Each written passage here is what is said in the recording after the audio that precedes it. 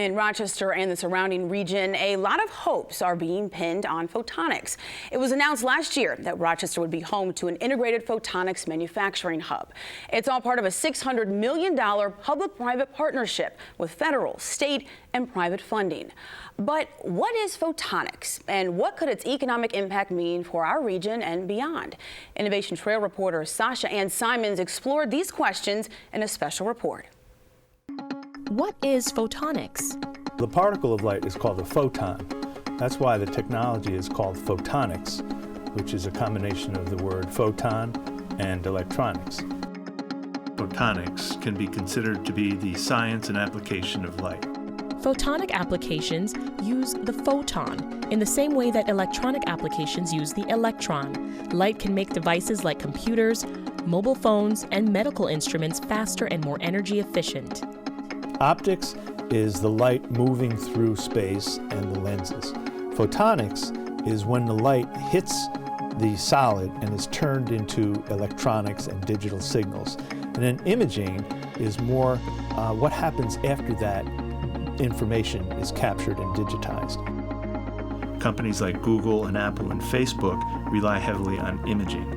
Integrated photonics along with photonics and optics will enable new imaging technologies. And imaging is really where the future is at.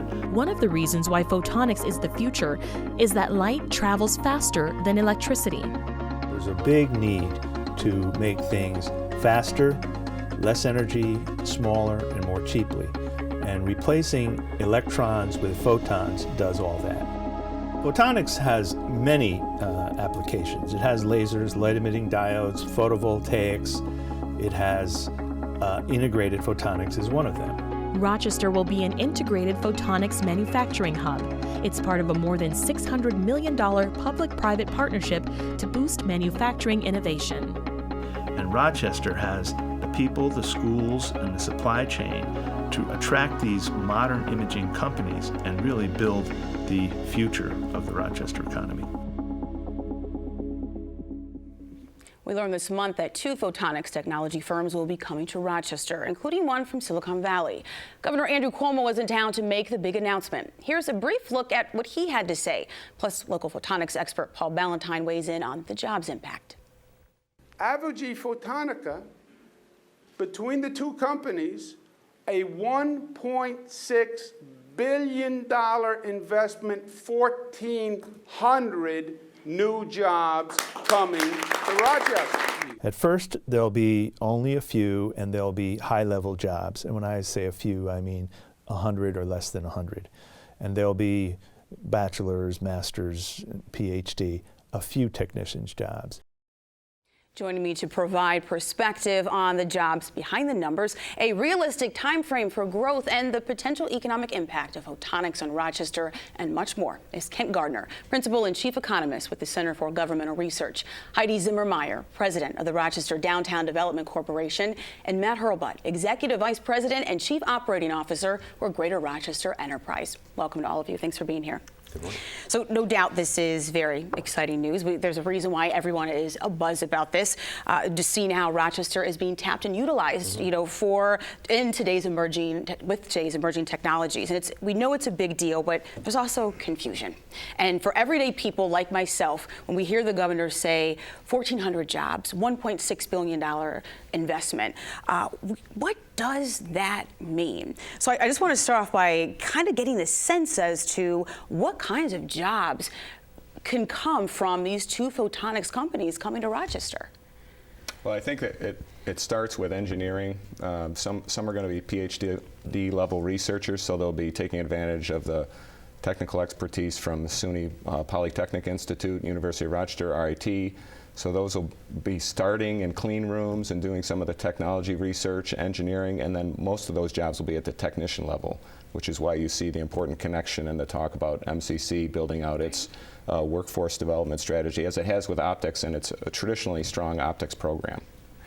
So that's how we start off. At what point, I know this is something that we did not see in the video, but with Paul Ballantyne, he said later on we will see that there will be opportunities for middle skills jobs, such as factory positions. But is there a sense as to whether Rochester residents of all demographic backgrounds, educational backgrounds, will find a niche, a job, a home when it comes to photonics, or are we talking predominantly high-level jobs? The important point here is to recognize that there's a lot of uncertainty. We are investing in a technology here, and having a foothold in this technology is important for our nation. It's important for the state. It's important for Rochester, and it is going to take advantage of a lot of the strengths that we have in this community already.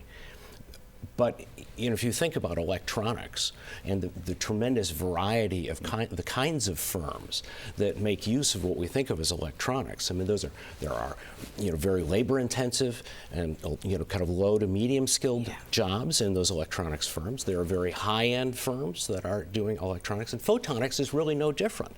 So the kinds of products and services that will be spun out of an emphasis on photonics is really unknown. So it's difficult to speculate. Yes, there may be some companies that come out that would have a lot of workers involved and a lot of workers with low, medium skilled needs. Or there'll be a lot, there will also be some firms that are probably more research focused that will be using those PhD researchers. And that's great too, because those PhD researchers presumably are going to be earning higher salaries. They'll use those higher salaries to go out and buy goods and services in the community. Those goods and services in the community will be provided by people perhaps without those high-end skills. But there's a lot of uncertainty right now. And the interesting part about AIM Photonics is that it is based on technology and research that is very cutting edge. So as the advances happen, it may bring new opportunities for products and services around the market that they're seeking, and that can be defense, technology, as some of the companies that were noted in the video, as well as other uses that they haven't imagined yet. So that's where it is challenging to say, in 5 years, who's going to be here growing and building what. It's going to depend a lot on where the technology advancements happen. The other piece of the hype I think we have to be a little bit careful of is that it's not as though in 20 years' time, 50% of the Rochester workforce is going to be working in photonics. This is going to be a niche industry. It's going to be, even 20 years' time, even if it succeeds tremendously, it's still going to be a relatively small employer. One of the things that we have to remember is that most of the jobs in the economy of 20 years hence are going to be in the same industries that they're in today. That the core economy isn't going to change all that radically. We're trying to make sure that we keep a toehold in some of those new areas, but it's not as though photonics jobs are going to take over Rochester's economy. I think one of the interesting things that we're wrestling with as a community now is that with the decline in terms of its impact on the local economy of our big three companies, and the fact that that's also generated a very talented and highly educated portion of our workforce, is that we need to be far more diverse than we were then.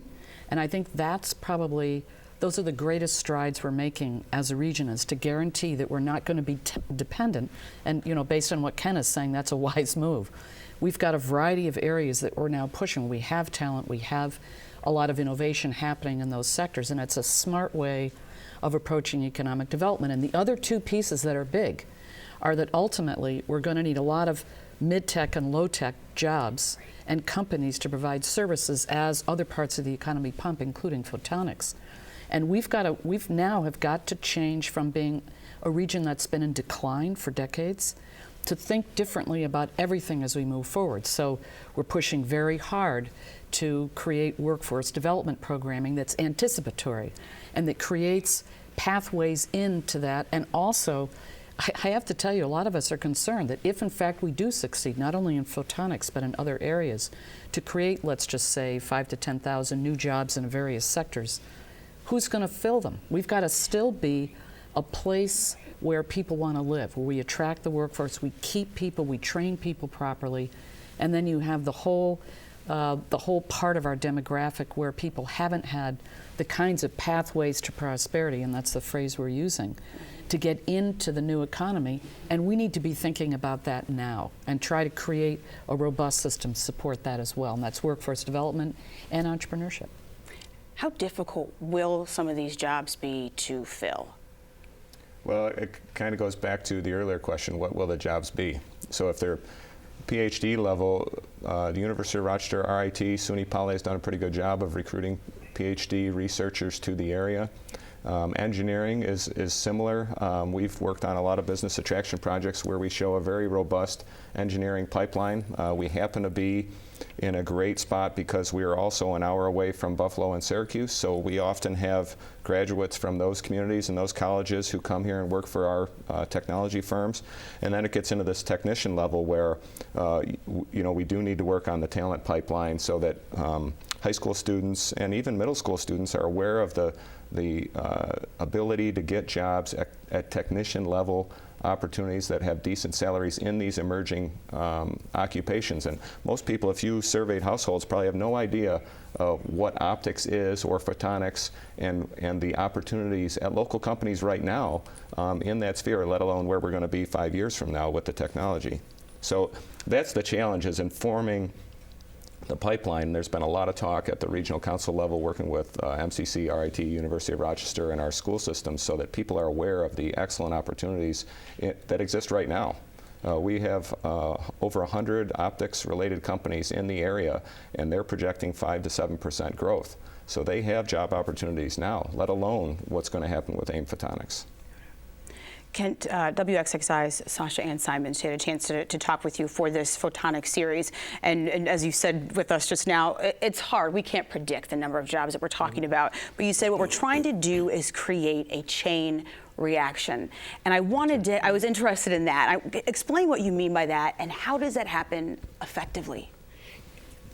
I think sometimes we tend to think kind of naively that economic development is this easy thing, that there's this formula, you put money in at the front of the machine, and then out the other end of the machine comes all these jobs, right? But all you can really do with certainty is to employ people. So if you're at the public sector and you want to guarantee you're going to employ people, that's why people say, well, let's build something. And you can build something and guarantee the number of jobs you're going to create as a consequence of building something.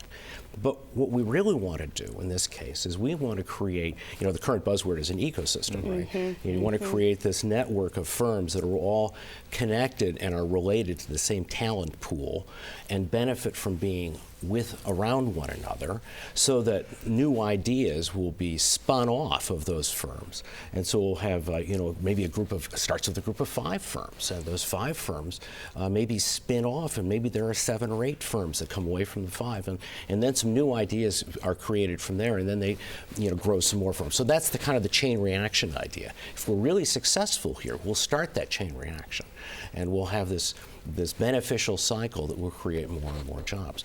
But it's not easy to do. We're part of a global and a national and a state economy. Everyone else would like to be the host for those jobs too. We're fortunate, in fact, we've got the headquarters of AI and Photonics, and we would hope that because we're the headquarters and because there's going to be a lot happening here, that when that additional job creation happens, when that chain reaction occurs, if it does, that a lot of the jobs will actually be located here, but there's no guarantee.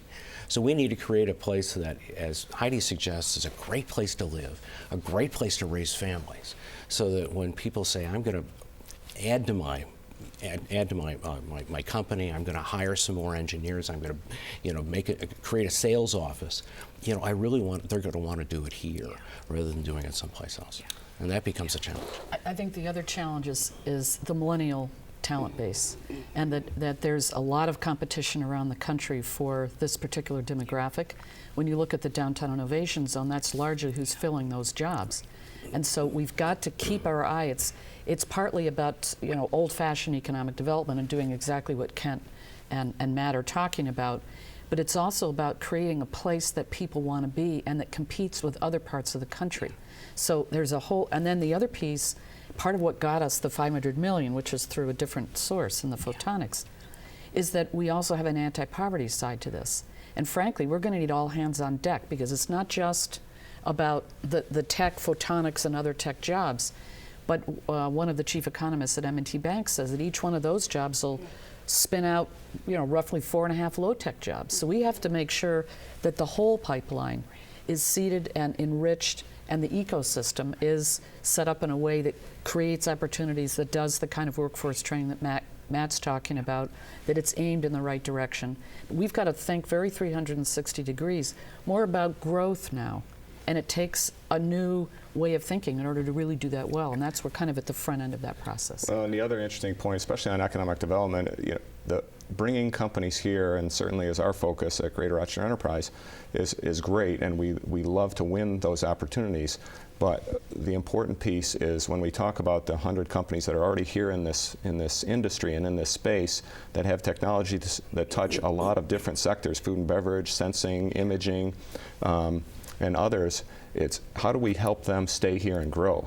And some of that is supplying the workforce, but it's also creating an environment like Heidi's talking about where you want to stay here and grow, and as well as other policies that help them stay here and grow when other states are here trying to recruit them away from us. So it's very, very important to pay attention to who's already here and making sure that they have access to the same tools and connections that we're offering to those we're trying to bring here. Yeah, Matt makes a really important point. It's an old rule in sales, that it's a whole lot easier to keep a customer than it is to get a new one. Great. Well, thank you to my guests for your insight today. I appreciate it. This is certainly a topic that we will continue exploring here on WXXI. You can check out the special Innovation Trail Photonics series by WXXI reporter and producer Sasha Ann Simons. It's online at innovationtrail.org.